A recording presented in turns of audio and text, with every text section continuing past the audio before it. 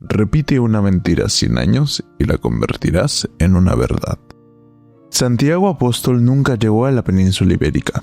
Es evidente que la religión y la historia son conceptos diferentes. Si deseas saber lo que se conoce y se puede probar, en las próximas líneas estará a tu disposición. No obstante, todo el mundo es libre de pensar y creer en lo que quiera, pero la historia es una ciencia que se basa en pruebas, y su ausencia modifica el concepto para convertirlo en leyendas o mitos. Además, sobre este tema es preciso hacer aclaraciones y precisiones. Santiago el Mayor, también conocido como Santiago Cebedeo, nació posiblemente en Betsadia, Galilea. Aclaración 1. Santiago, Diego, Jacobo y Jaime en realidad son lo mismo, porque todos estos nombres proceden de un tronco común. En idioma, la palabra Jacob, que para los hebreos significa que Dios proteja. El nombre fue traducido al latín como Sanctus Jacobus, y con el paso de los siglos, este nombre se convierte en Jacobo, en castellano, Jaume, en catalán, James, en inglés y Giacomo en italiano. Aclaración 2. Durante la Edad Media, Sanctus Jacobus aparece con una nueva sección en el castellano, Santiago, también en portugués, de Santlago. Toma las acepciones de Yago y Diago, que luego se convierte en Diego. Ahora vamos a ver las pruebas documentales. Santiago es condenado a muerte y decapitado por orden del rey de Judea, Herodes Agripa I. Por este dato, se puede fechar la muerte de Santiago entre los años 41 y 44, pues fueron los años en que Agripa I fue rey de Judea, ya que se desconoce la fecha exacta de su ejecución a falta de una certificación exacta. Solo encontramos un primer testimonio escrito, en 1077, donde se dice que había un ermitaño llamado Pelayo, que vivía en un lugar llamado Solovio, próximo a un bosque llamado Libredón. Una noche vio unos resplandores misteriosos, y Pelayo se lo comunicó a Teodomiro, obispo de Iria, Flavia. Ambos encontraron un sepulcro que perteneció a un patricio romano, en el que encontraron 3 osamentas correspondientes a 3 varones. El pastor y el obispo afirmaron que unos restos mortales pertenecían al apóstol Santiago y los otros 2 a sus discípulos, Anastasio y Teodoro. El obispo puso el hallazgo en conocimiento del rey Alfonso II de Asturias, y el monarca, después de visitar el lugar, ordenó edificar una ermita. Esta es una leyenda que no tiene ningún fundamento científico ni documental. Una cosa son los sentimientos religiosos, totalmente respetables, y otra cosa son las pruebas, que ayudan a corroborar los hechos, y a partir de aquí vamos a disipar la niebla, leyendas y mitos. La primera cuestión corresponde al rey Alfonso II de Asturias, llamado el Casto, por desconocerse que tuviera relaciones con ninguna mujer. El monarca nace en el año 760, es hijo del rey Fruela I y nieto de don Pelayo. Su padre fallece cuando el príncipe solo tenía 8 años,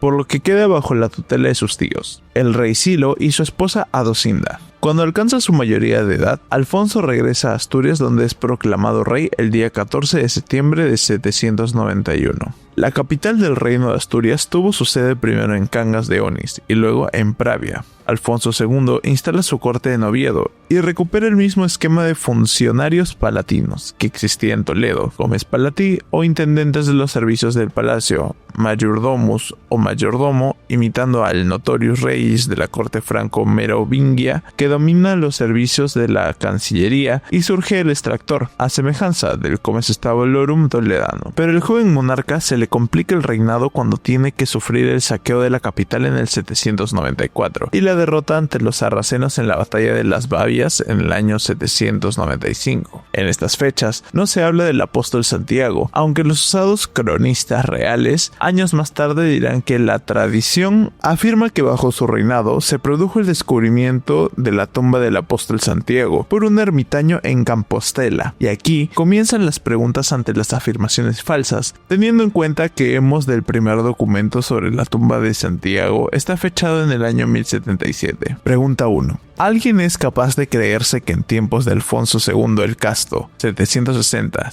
a 782, se produjo el descubrimiento de la tumba del apóstol Santiago y el rey Alfonso renunció al prestigio de convertirse en el monarca que descubrió las reliquias del apóstol de Jesucristo? En esos años, ni el vicario de Cristo ni ningún monarca de la península ibérica tuvo noticia de este acontecimiento. La primera noticia la aporta el nuevo monarca asturiano, Alfonso II el Casto, cuya obsesión era conseguir que le considerasen como legítimo heredero de la monarquía goda de Toledo, y por ello decidió dotar a la ciudad de Oviedo de un palacio y varias iglesias para dar a la población aires de la capital, San Tirso o la Cámara Santa, donde se encuentra en clara referencia a Toledo, la cripta de Santa Leocadia. Por otro lado, el monarca resucita a la organización eclesiástica toledana y la somete a los cánones, que figuran en el texto conocido con el título Hispania. Buscó la alianza con Carlomagno y comenzó enviando una embajada ante Ludovico Pío, hijo del emperador, en el año 795. La influencia carolingia la encontramos en San Juan de los Prados o de Santuliano. ¿Y por qué carolingia? Pues porque Luis el Piadoso era el encargado de tutelar la marca hispánica y rechazar los ataques musulmanes en Hispania. Con posterioridad, envió una nueva embajada 3 años más tarde, con el fin de establecer una concordia mutua, y algún acuerdo debió existir, ya que el rey de Asturias informó a Carlomagno de que había saqueado Lisboa en el año 798 gracias a las diferencias que había entre las taifas y Córdoba, además de enviarle parte del botín formado por 7 armaduras, 7 mulos y 7 cautivos. Y es que la influencia de los francos carolingios no se puede borrar ni con el silencio, como así lo intenta la historia de España oficial, omitiendo una segunda reconquista a partir de los pigmeos y la influencia de los francos y de los carolingios. Pero la arquitectura denuncia a quienes olvidan voluntariamente la realidad. Los carolingios consiguieron crear un estilo menos primitivo y más distinguido, que llegó desde la arquitectura hasta las coronas que utilizaban sus monarcas. Fue la gran dinastía cristiana después de la caída del imperio romano, y su más importante miembro es Carlomagno, el primer emperador cristiano de la Edad Media, al que ya hemos mencionado en un capítulo anterior. La segunda puntualización llega de muy lejos. El 2 de octubre de 1187, el sultán de Egipto Saladino, Al-Nasir Salah ad-Din Yusuf ibn Ayyub, conquista la ciudad de Jerusalén, y con ello queda colapsada la peregrinación a Tierra Santa. Para todos los cristianos se abre un periodo en el que es imposible llegar a Roma, Judea, y habrá que esperar a la Tercera Cruzada, al mando de Ricardo Corazón de León, para recuperar las enclaves de la costa, ya que el monarca inglés fracasa en la reconquista de Jerusalén. La iglesia necesita, con urgencia, un nuevo lugar de peregrinaje más próximo, pero igualmente motivador para los cristianos europeos, y Compostela reúne varias cualidades. Por un lado tenemos a los viejos godos, herederos de Toledo, descendientes de los cristianos de Recaredo, ahora instalados en Oviedo. Y por otro lado, surge la necesidad de activar el espíritu de un nuevo proyecto nuevo a semejanza el perdido en Tierra Santa. Ahora tienen en Hispania una cruzada contra los infieles. Acudirán peregrinos. Nacerá un nuevo lugar de oración, con la intención de establecer un nuevo frente contra los moros, al noroeste de la península. Esto supone una cuantiosa recaudación, que podrá recaudar a la iglesia visigoda en Santiago con la llegada de los peregrinos. Y de nuevo, al hablar de Santiago de Compostela, tenemos que repetir que una cosa es la fe religiosa, y la otra, la verdad científicamente histórica. Es decir, una cosa es la historia, y otra, la fe. Por lo tanto, hay que ser serios y meticulosos a la hora de pronunciar determinadas afirmaciones. ¿Dónde termina el mito y empieza la indagación documentada y fiable? ¿Dónde está la frontera entre la una y la otra? La historia de la península en la Alta Edad Media, con su desconcertante carencia de noticias fidedignas y la desaparición de documentos de la época en Asturias y León para controlar las versiones de los hechos, se presta a toda clase de manipulaciones y fantasías. Así surge la paulatina elaboración del mito. En tercer lugar, hay que separar los conceptos, el espiritual y el científico. Una cosa es el descubrimiento de los pretendidos restos mortales del apóstol, ahora con sus 2 discípulos, de la afirmación indiscutible de que estos restos corresponden sin ninguna clase de duda al apóstol y a sus 2 discípulos. Hay que encontrar los elementos suficientes para probar la veracidad de las afirmaciones. En consecuencia, no puede hacerse una afirmación si no puede probarse. Lo contrario es mentir o manipular. Estas son las razones. 1. La inmensa mayoría de los cronistas de la corona o historiadores oficiales pasan de puntitas sobre el tema, ya que no existe ninguna base científica para afirmar que en la catedral de Santiago están depositados los restos mortales de Santiago el Mayor. En ningún documento de la cristiandad se dice que Santiago fue enterrado en Hispania y o en Santiago. 3. Los padres de la iglesia, San Isidoro, San Leandro, etc., que monopolizaron la cultura de la época, no hacen ninguna mención en sus obras, cosa evidente de haber sucedido así. 4. Nadie ha podido demostrar que Santiago Apóstol visitó la península ibérica en algún instante de su vida, ni vivo ni muerto. Repito, una cosa es la ciencia y otra la religión, y como testimonio de lo que afirmo, veamos lo que nos dicen los autores más acérrimos al catolicismo. Ramón Menéndez Pidal, cronista e investigador de la dictadura en su Historia de España, tomo 6, página 51, dice: más que del descubrimiento, podríamos hablar de la propagación y consagración del culto de Santiago, un hecho que según nuestras deducciones ocurrió en los últimos lustros del siglo VIII y en los primeros del IX.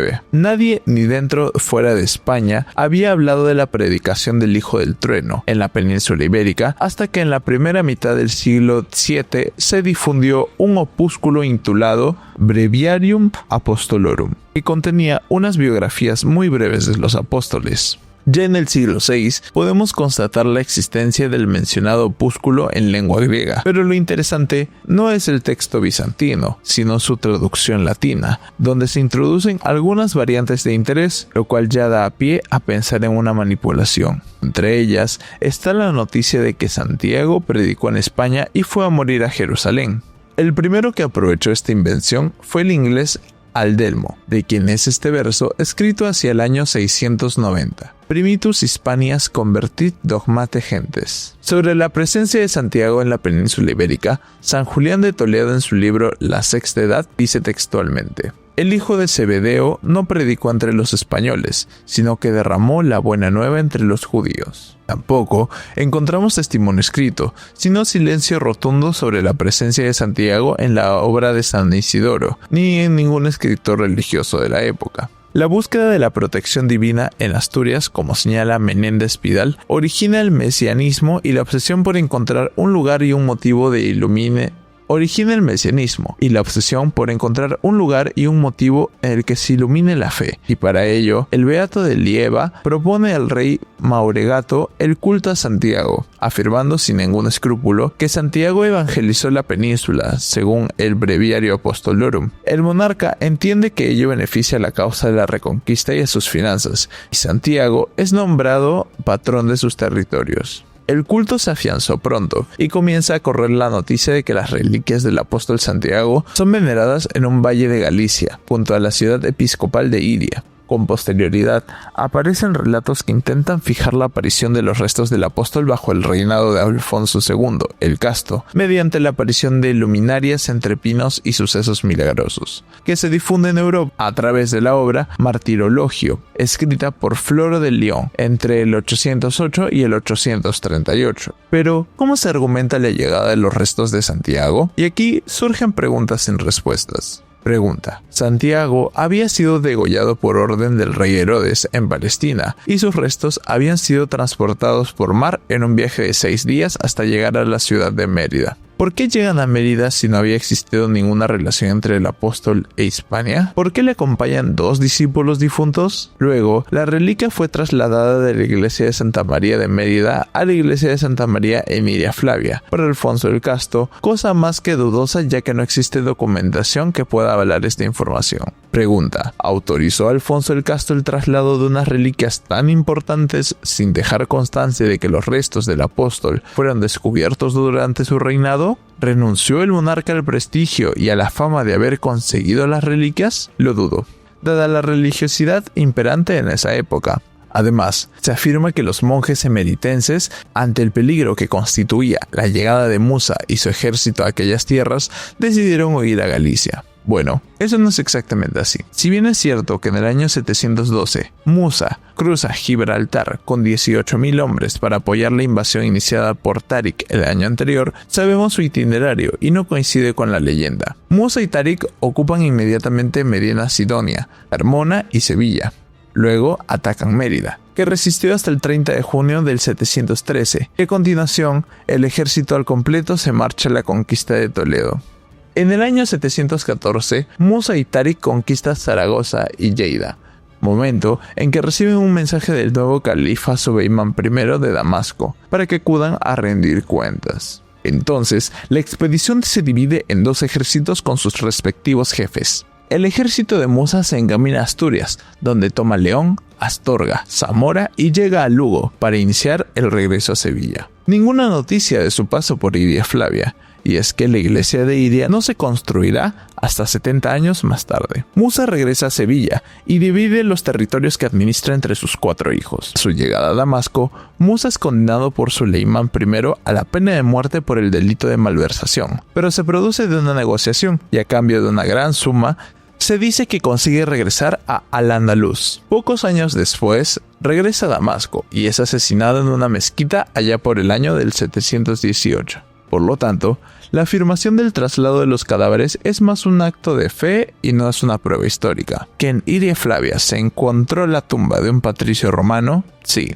Que los huesos pertenecieron al apóstol Santiago es una cosa no demostrada, que no encaja, y en ningún calendario ni responde a algún tipo de relación del apóstol con Hispania. Otro caso distinto es el del apóstol Pablo, que sí visitó Tárraco, la capital romana en Hispania. Predicó la fe de Jesucristo y regresó a Roma con 6 discípulos a los que convirtió en obispos. Eso sí está probado. Además, repito de nuevo, algo que algunos historiadores han pasado por alto. Musa llega al año 712 al sur de la península, y la iglesia en Iria no se construirá hasta 70 años más tarde. Esta narración es más una propuesta de fe que una afirmación histórica, ya que no se basa en ningún hecho probado, no aparece en ningún texto cristiano donde se detalle el traslado de los restos de Santiago a otro lugar, fuera de Palestina. En Iria Flavia se encontró una tumba de un patricio romano, sí, pero no hay ninguna prueba, científica e históricamente hablando, que pruebe que son los huesos del apóstol Santiago. El hallazgo o invención de cuerpos santos en lugares insospechados con acompañamiento de prodigios de sonido y luz eran por entero habituales, y ya desde el siglo IV ha sido necesario poner coto a estos abusos. Nacido en medio de la oscuridad total en la primera mitad del siglo IX,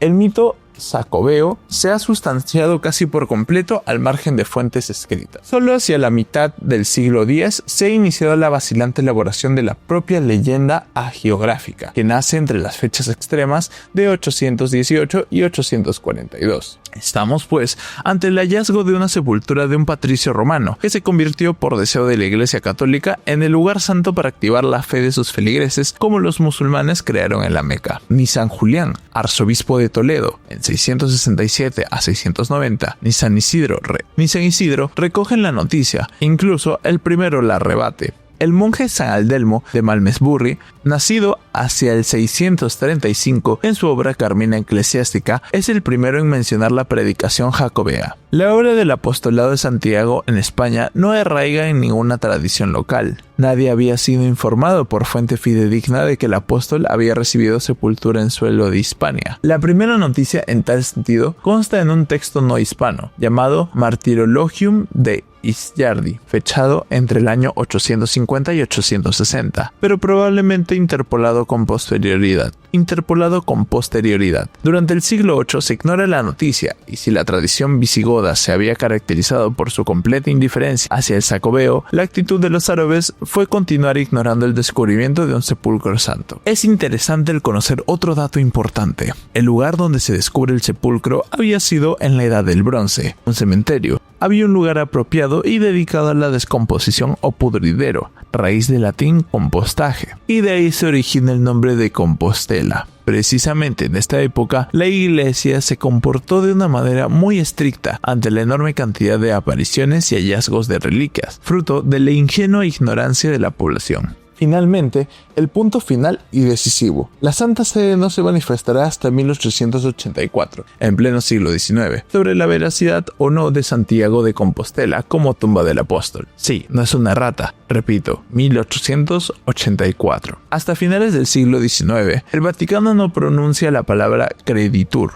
voz pasiva del verbo credo, que se traduce por se cree. No obstante, como es habitual en la Santa Sede, no fuera del caso de que Santiago de Compostela se convirtiera en un lugar interesante en el futuro, Roma nombra a su obispo legado pontificio a finales del siglo XIX. Dato a tener en cuenta, dada la prudencia y la conducta tan indefinida pero tenaz de la Santa Sede. No está, pero está. Pocos años después, el historiador L. Duchesne destruye todas las afirmaciones tradicionales y todos los supuestos supuestos fundamentados. Aparece el mito cuando se da la espalda a la realidad. Ni en el siglo I existió una comunidad en Galicia lo suficientemente importante para recibir la visita de un apóstol, ni el descubrimiento de un sepulcro supone que este sepulcro puede pertenecer a Santiago Apóstol. Si revisamos el calendario y el hallazgo, encontramos que las piezas descubiertas fueron emparejadas por el arzobispo Gelmírez alrededor del 1112. Ante un posible ataque del corsario Drake a tierras gallegas, se ocultaron desde 1589 hasta 1879, de cuyas excavaciones existen pruebas de que no se han respetado las garantías necesarias para la importancia del caso. De nuevo, se realizan excavaciones en 1946, sin embargo, sin que éstas aportaran conclusiones definitivas. Todo lo expuesto no quita que en la época medieval Santiago adquiriese, como afirma Américo Castro, prestigio universal y ayuda psicológica para los combatientes cristianos. Lo cierto es que con la misiva que envía el rey Alfonso III en el año 906, el sínodo celebrado en Tours, dando a conocer los privilegios realizados con los restos hallados, nos encontramos ante la primera promoción internacional de carácter turístico religioso de Europa. Lejos de limitarse a una expresión religiosa local, los arzobispos demuestran en todo momento una tenacidad sin límite. Primero, acumulando privilegios reales, después consiguiendo de Alfonso XVI la propiedad feudal de la ciudad de Compostela, lo que implica el derecho a acuñar moneda, y finalmente se conjuran para destronar a Toledo, que desde el siglo IV tenía el liderazgo canónico, gracias a Leovigildo y su conversión al catolicismo. Todo con el fin de conseguir adueñarse de la dirección espiritual de la península. El obispo Gelmírez, además de haber conseguido moneda, avanza un paso más y nombra un obispo para la sede de Ávila, cuando el arzobispo de Toledo, don Bernardo de Sauberat, nombra obispo para la sede de Salamanca. La lucha se declara entre los dos legados. Ante este litigio y escándalo, se convoca un concilio para apaciguar a los contendientes, pero el arzobispo de Toledo no llega a participar, porque antes de que se celebre la asamblea, fallece de forma misteriosa en 1124. Todo parece caer al lado de Gelmírez, pero ahora es doña Urraca y su hijo, el futuro rey Alfonso VII, quienes deciden atenuar las decisiones, y durante este periodo de letargo muere el arzobispo Gelmírez. El nuevo papa, Honorio II, y el rey leonés se ponen de acuerdo en neutralizar la ambición del arzobispado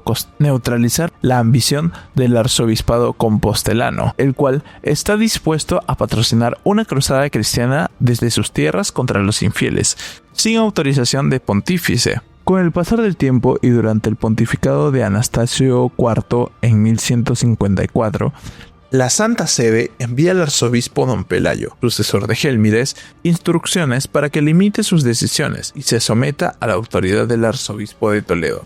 Lejos de acatar las instrucciones de Roma, con la humildad preceptiva y habitual en la Sagrada Congregación, el arzobispo don Pelayo, como si hubiera sido poseído o encarnado en el rey don Pelayo de Covadonga, responde de esta forma tan elocuente: siendo su iglesia poseedora del cuerpo de Santiago, conviene que no sea sometida a tal dependencia. A pesar del desplante, Toledo recobra el reconocimiento de la autoridad espiritual. Pero a partir de ese momento nace la rivalidad entre Toledo, Santiago, Tarragona y Braga, como ciudad primada de la península ibérica.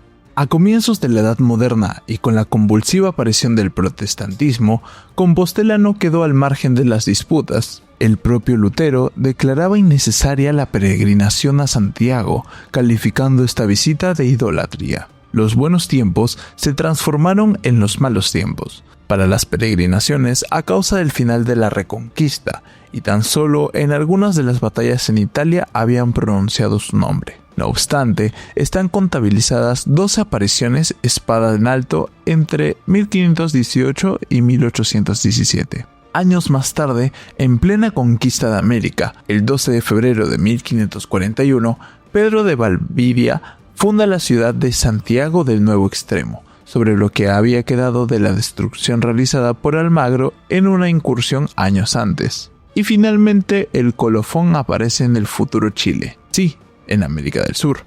El conquistador Pedro de Valdivia decide continuar la guerra de Arauco contra los indios araucanos, y una vez reunidos con sus mejores 3.000 hombres, se ponen en camino hacia el suroeste, dejando una limitada guarnición para continuar la construcción de los edificios principales que con el tiempo se convertirán en distintas sedes de la administración de la nueva capital. La noticia de la ausencia de la mayoría del ejército castellano se extiende por todos los poblados indígenas, y ello anima a sus líderes a tomarse la venganza por las derrotas sufridas. En cuestión de una semana, se reúnen unos 5.000 indígenas capitaneados por el jefe Michamalón, con la intención de expulsar a los 55 castellanos que defienden los primeros edificios en construcción en la futura capital, Santiago de Chile. La tropa está al mando de Inés de Suárez, pareja de Valdivia, y todo parece preparado para que se celebre una carnicería, cuando en el momento de iniciarse el ataque indígena, aparece entre los 55 defensores el apóstol Santiago montado en su caballo blanco. Por unos minutos, el matamorros se convierte en el mataindios,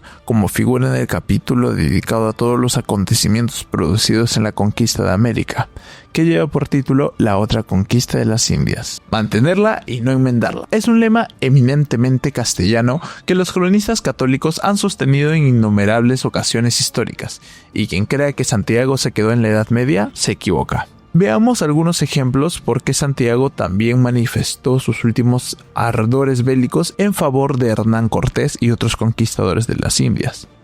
Pero en la segunda mitad del siglo XVII se mostró incapaz de aplastar a los herejes en los Países Bajos y no movió un dedo para evitar la catástrofe de la Armada Invencible. Cumplida su misión histórica, entró en un perdurable letargo, y huérfanos de su protección, los españoles de 1588 no podían literalmente imaginar una existencia colectiva a la intemperie de lo divino, la sucesión de calamidades y las derrotas de nuestros ejércitos. La sucesión de calamidades y las derrotas de nuestros ejércitos habían desacreditado su causa, y a la muerte de Felipe II, nuestros compatriotas en su desamparo buscaban y reclamaban un nuevo paladio sobrenatural bajo el que cobijarse. Entre otras presencias está la Cruz de Santiago, que continuó como símbolo heráldico del ejército español. Pero el acto más visible de todos es la ofrenda anual de España al apóstol creada por Felipe IV en 1643. Sus 1.000 ducados de oro se siguieron pagando religiosamente, convertidos en 41.102 reales a partir de 1846, y sin dejar de hacerlo el gobierno provisional de 1868. A partir del siglo XVII, entramos en la última fase del mito. Moratín se pregunta cómo ha de referirse un escritor juicioso a finales del siglo XVIII, con sucesos como la Avenida de Santiago, la Batalla de Covadonga y la Victoria de Clavijo, la actitud de los ilustrados y liberales en las Cortes de Cádiz, preguntándose de qué manera juzgaría la opinión pública en su día al escritor que se amparase en la falsa piedad y la mentira, en vez de someter sus afirmaciones a la verdadera imparcialidad de los hechos. Son otros tantos hilos en el camino que condujo a la anulación del voto al apóstol, aunque éste fuera restaurado junto a la Inquisición por Fernando en 1814 y tras el trienio liberal en 1824. La estocada final no se produciría hasta 11 años más tarde. La ofrenda al apóstol de Marruecos en 1209 sirvió de dosel mágico a una intervención militar, en la que el santo Matamoros no prestó ayuda alguna a sus ejércitos, ni siquiera en socorro de los decapitados en Anual y ni en el monte Gurugú. No obstante, también simbólicamente presidió la cruzada nacional contra la canalla roja y atea. La ofrenda solo fue suspendida durante la Segunda República y restablecida por decreto ley del 22 de julio de 1939 por el gobierno de la dictadura en la Salamanca del general Franco. Las secuelas de la guerra civil y el sentimiento del nacionalcatolicismo han favorecido todo tipo de peregrinaciones como una demostración patriótica para su indudable pertenencia al bando vencedor, así como una reivindicación familiar, con lo que se consiguió exaltar como no se había hecho nunca el mito del padrón de España. Ecuánime en sus devociones, el caudillo combinó sabiamente la veneración a Santiago con el apego a la reliquia del brazo incorrupto de Santa Teresa. Como dice Marqués Villanueva, la misión del historiador ante esta clase de realidad no es negarla ni defenderla, y menos aún eludirla, porque su arduo compromiso es no tanto resolver los problemas, como identificarlos con claridad primero y proceder a su jerarquización después. El auge actual del turismo religioso, tras la mediatizada visita de Juan Pablo II a Compostela en 1989, tiene muy poco que ver con el espontáneo impulso movilizador de antaño. En términos cuantitativos, la cifra de devotos es muy inferior a la de Lourdes, Fátima o la tumba del Padre Pío en Italia, aunque tanto los colegios religiosos y los militantes de la eterna derecha española han considerado su subsistencia más una demostración voluntaria de pertenencia a un estatuto nacional que a una demostración únicamente religiosa. Como podemos comprobar, tenemos un mito más y una historia de España oficial que permite contemplar un panorama infantil repleto de mitos y leyendas manipuladas.